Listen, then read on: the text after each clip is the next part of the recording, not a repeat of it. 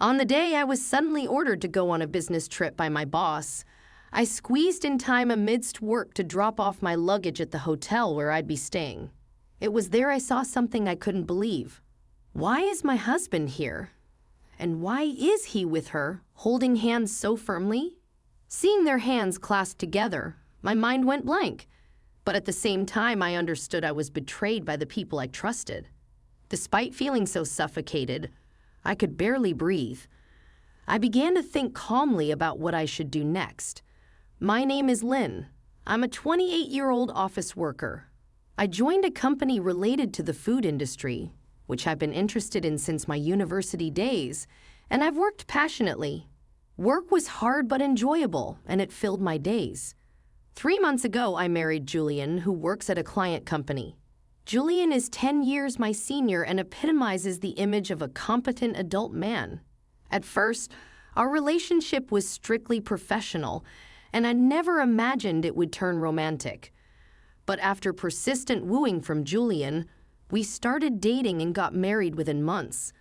I thought I was the happiest woman in the world to be married to the kind and romantic Julian, at least until that moment.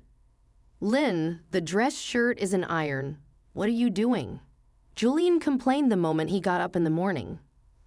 I did iron it, though, I replied in a fluster. Julian sighed as he looked at me. What part of this is ironed? Aren't you embarrassed to make me wear such a wrinkled shirt? He showed me the shirt, pressing his point. I examined the shirt he handed me and said, I thought I ironed it properly. I'm sorry. I guess I'm terrible at ironing. I apologized for now, but the shirt didn't seem to have any wrinkles. It looked properly ironed, and I felt unsettled. Shall we send them all to the cleaners from now on? When I suggested that, Julian replied, dry cleaning? That's a waste of money. If you do it yourself, you can save. Don't try to take the easy way out. He ended the conversation and had me iron the shirt again. In the rush before leaving for work, I hurriedly re-ironed the shirt. Yet in the end, Julian wore a different one to work, leaving me speechless and astonished. My mind was in turmoil. When we got married, we had agreed to share the household chores because we both had busy jobs. For the first month after our marriage, Julian did his share of the housework. But lately, he hasn't done any at all. On top of that, if anything is even slightly to his displeasure, he has me redo it, just like earlier. I've asked him several times to help with the chores. Even a little would do. But my work is hard. As a wife, it's natural to take care of all the household chores for your husband. That's what I was told. Despite having a busy job with overtime, it's hard to manage all the household chores by myself. Compared to Julian, I barely travel for work, but all jobs have their hardships. It's not really something to compare. That's all I wanted to say, but I didn't want to start a fight and create a hostile atmosphere, so I held back. Julian seemed to have changed. I thought so, at least. The Julian I knew was kind, never mean-spirited, but lately he's been distant and constantly complaining. I was starting to feel worn out from our life together. Then one day, what brings you here all of a sudden? It's not like you to drop by after work. As I arrived home, I found my younger sister, had come over. Nan is a bit younger than me and currently a college student. She has the look of a modern college girl, but still holds a certain childlike charm and is skillfully sweet. I rarely saw her since she was usually busy with part-time jobs or hanging out, rather than university, so her sudden visit piqued my curiosity. Hey sis, long time no see. Na was lounging on the sofa as if she owned the place. Na, have some cake. Julian said this while hurriedly making coffee and serving Nan a cake. Seeing this, I thought, we didn't buy any cake, did we? Glancing in the kitchen, I noticed a box from a famous upscale cake shop. Wow, Julian, I wanted to try cake from here. Thank you for buying it, Na exclaimed with joy, and Julian smiled sheepishly. I was confused, muttering to myself as I looked back and forth between them. Julian, did you buy this cake? Why? Julian, appearing flustered, said, I just happened to run into Na near the office. She said she wanted to see our place, and I thought, why not pick up a cake on the way, just by chance? Well, by chance. I felt a sense of discomfort as Julian repeated the word chance. I'm starving. Can you whip something up for me, please? Nina looked at me with puppy eyes. All right, just wait a bit. Sighing, I decided to start preparing dinner. Peeking into the cake box before cooking, I saw one piece of cake, Na's favorite from her childhood. Julian doesn't like sweets and never eats cake. I felt a little happy thinking he had bought it for me too. While I was making dinner, Julian and Nina were chatting away happily. Honestly, I was surprised. They had only met a few times, including at my wedding, and yet they seemed to have become so close. At dinner, Nina said, "There's something I wanted to ask you today." "What is it?" I asked a bit wary. "I'm going on a trip with my friends soon, and I don't have a bag to take with me. Can you buy one for me, sis?" she pleaded. Nina, you have plenty of bags. There's no need to buy another, I responded with a frown. But all my friends will have the latest designer bags. It'd be embarrassing if I'm the only one with an old bag. Please buy it for me, she implored dramatically. Nah, you have a part-time job. Use your earnings to buy one, I said firmly. But my part-time money will all go to the trip expenses. Your company pays well, right? It wouldn't hurt to give a little back to me. No matter what anyone says, I'm not planning on buying Nina that bag. Julian keeps preaching about saving money, and if I buy my sister a designer bag, can you imagine what he'll say? While I was pondering this, Julian suddenly declared, "All right then, I'll buy it for her." Wow, really, Julian? I love you. Na was ecstatic, practically jumping for joy. I was so surprised I wondered if I'd misheard and asked, "You're kidding, right, Julian? Are you serious?" Of course, it's just a little something for my adorable sister-in-law. A brand bag or two is nothing. I looked at Julian's profile, full of venom as he said this, with a feeling of disbelief. In the end, we promised to go bag shopping together on the weekend, and Na left with a leftover cake firmly in hand. I had my reasons for feeling uneasy. Just a few weeks earlier, I had received a wedding invitation from a junior at work. "Julian, there's a junior's wedding coming up, and I was thinking of buying a new formal dress." I had barely started speaking when Julian cut me off loudly. "There's no need to buy new stuff for such occasions. It's a waste, complete waste." I thought of buying a new dress since more and more people around me, friends and colleagues, were getting married. I planned to use my own savings and didn't intend to buy anything expensive. But after being told it was such a waste, I couldn't say anything more and gave up. He had been so blunt with me, yet he was willing to buy something for Na. A few days later, Na and Julian came home showing off the brand bag they had just bought to me, who had arrived home first. Look, sis. Isn't this bag super cute? I fell in love with it at the store. Julian bought it for me, Na said joyfully, hugging the bag. I told him not to buy such an expensive one. I'm kind of sorry, sis. Na apologized with an exaggeratedly innocent look. How much was that bag? I asked quietly, careful not to show my irritation. $2,000, Na said with a smug look, and Julian wouldn't meet my eyes. Perhaps feeling awkward, I held myself together until Na left, then shook with uncontrollable anger alone in the bathroom. They had gone shopping without telling me, spending $2,000. Julian wouldn't even look happy when I bought socks that cost less than $10. I was so angry I felt like I could explode. From that day on, Na started coming to our house frequently. Julian was always in a good mood when Nina came, talking to her as if I was invisible.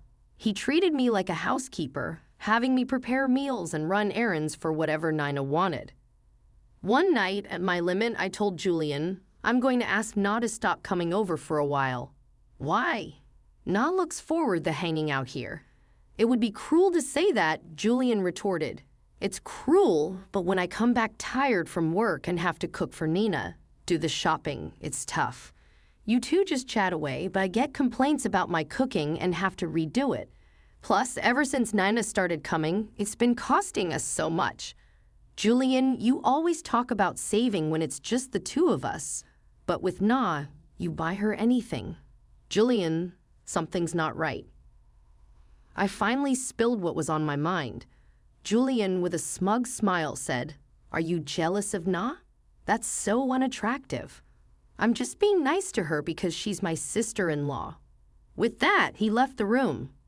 Even after Julian's words, I told Na that her frequent visits were becoming a problem. So our house was peaceful for a few days. Then trouble struck at my company. My boss said I needed to go to the site immediately to deal with it. I hurried home to get ready, texted Julian about the sudden business trip, and left.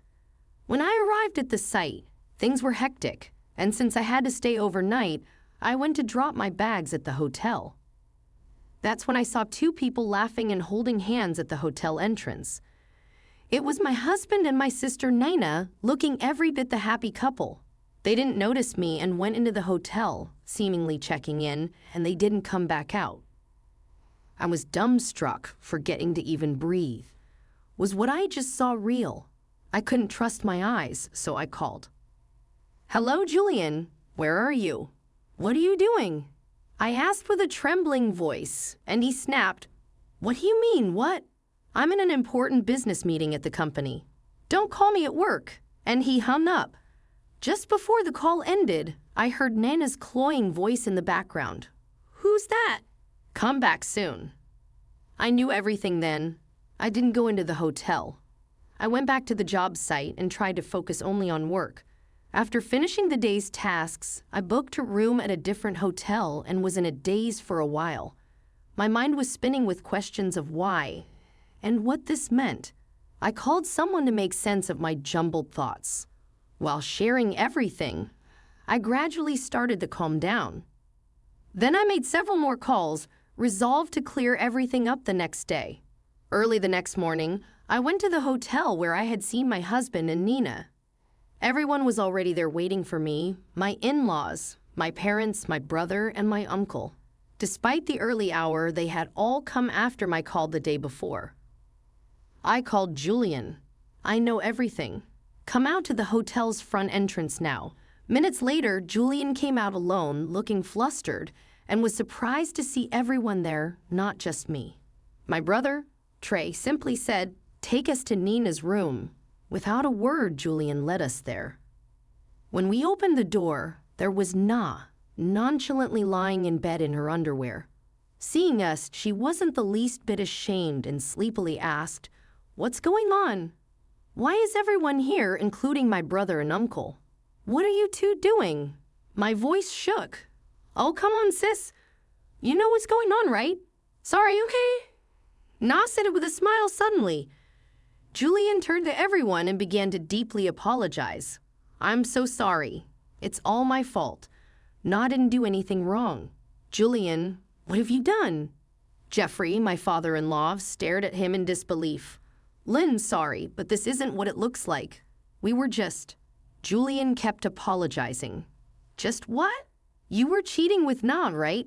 I said, my voice still trembling. "What are you doing to my sister? You're just kidding me." My brother was furious, grabbing Julian by the collar. "Stop it, big brother." If I hadn't intervened, my brother looked ready to punch Julian amid the tense atmosphere. Julian made a shocking statement. "It's not what you think. Nina and I truly love each other. It's real love. We just met late, but our love is pure. It's a noble love. Don't reduce it to mere infidelity." Julian's declaration was met with my brother's incredulous response. "What? Are you serious? Cheating is cheating, Julian. You just married Lynn. How could you do this? Don't be stupid. Apologize." Jeffrey held Julian's head down, pressing for a deeper apology. Mother-in-law Cassie also apologized profusely. "I am so sorry for my son's behavior. Julian, explain yourself properly. How can you claim it's true love when you hurt my precious daughter? What is Na thinking? What do you plan to do now?" My dad was openly furious, but Julian confidently said, "I really do love Na. No one can tear us apart. I'm sorry, Lynn. Please give up on me and let's divorce. I'll build a happy home with her, right, Nina? I was speechless, stunned.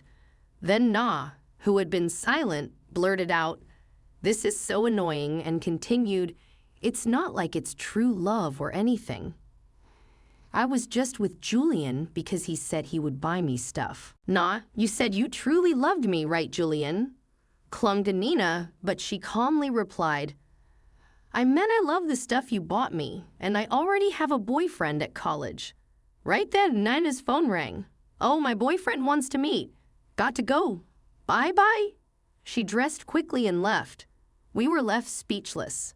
Nah, with the supposedly true love, Nina gone, Julian stood there dazed. Eventually, Julian and I got divorced. After marrying me, it seems Julian randomly visited a cafe where Na worked part-time, fell for her sweet, affectionate demeanor, and started visiting frequently to date her. For Na, it seemed Julian was just a convenient source of gifts, and she quickly dumped him. However, Nina's actions caught up with her. Her boyfriend saw all the gifts from Julian, suspected cheating, and dumped her harshly. Rumors spread in college about her stealing her sister's husband, and she faced cold stares. I demanded compensation from Julian and Nina. Since Julian was an employee at a client company of mine, the news of our divorce and his affair spread quickly, making his work environment unbearable, leading to his resignation. Moreover, he had accumulated considerable debt buying things for Na and is now juggling multiple jobs to pay off the debt and compensation. Julian's in-laws cut ties with him due to the debt-ridden situation. Na is working part-time diligently every day after college under her strict uncle to avoid fleeing without paying the compensation. My parents and brother have completely cut off contact with Na. As for me, I never expected Julian to be that kind of person, but I'm relieved we separated early. Now I'm focusing on my work and moving forward bit by bit, hoping to improve my judgment of men. Huh?